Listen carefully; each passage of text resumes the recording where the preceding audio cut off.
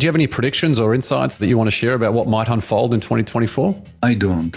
What I said about 2016 is that the Americans had the choice between two traumatized people. There was the overtly traumatized and the overcompensated Donald Trump. And, you can read his biography. He was a severely traumatized child. His niece, who was a psychologist, described her grandfather, Trump's father, as a sociopath. His brother dragged himself to death. And much of his behavior, people get upset, why are you getting into politics? It isn't politics.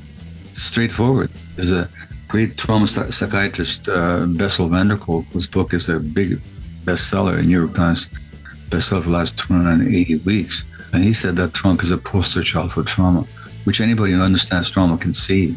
Now, I'm not talking about his policies. You can like it or not like it. I'm talking about his personality.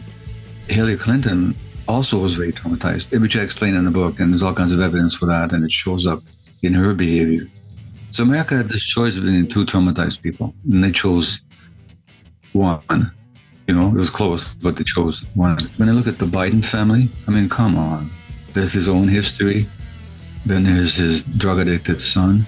Then there's a son who died of cancer, I think. And that, to me, is very often the outcome of trauma. These individuals who are so troubled, they're very often the ones who rise to the top of the system. I hate to tell an audience of entrepreneurs, but there's lots of studies on CEOs, not lots of studies, but a number of studies on CEOs that shows that a lot of them have sociopathic tendencies.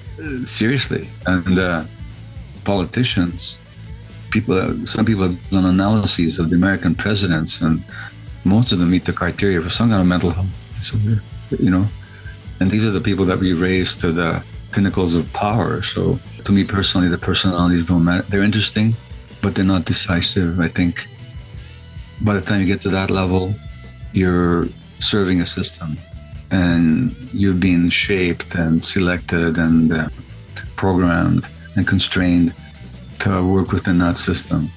So I don't expect much change no matter who gets elected.